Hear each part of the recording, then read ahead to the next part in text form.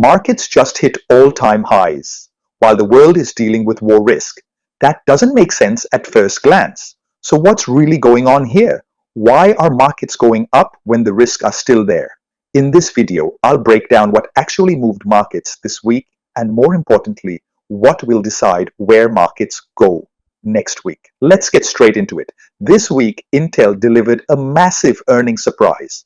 Revenues beat expectations, guidance was upgraded, and the stock surged sharply. But the real story here is not just Intel going up.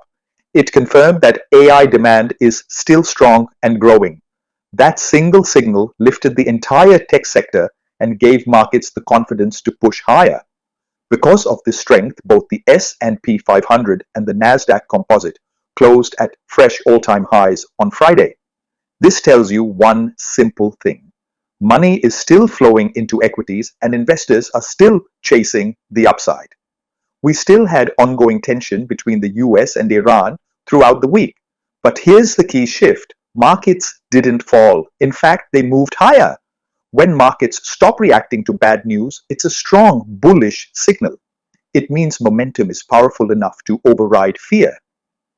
P stocks equals market rally. On Friday, markets pushed even higher into the close. The reason was a hopeful signal that US-Iran peace talks could soon take place in Pakistan.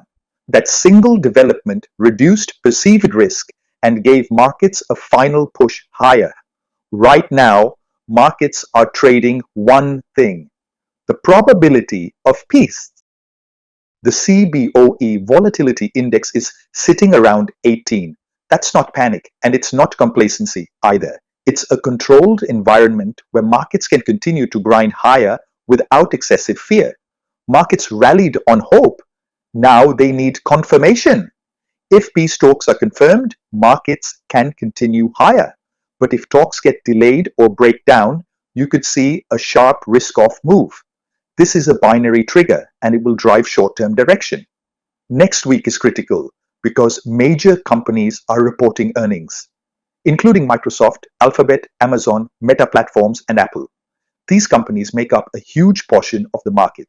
So whatever they do, the entire market follows. Microsoft and Alphabet will tell us about AI demand.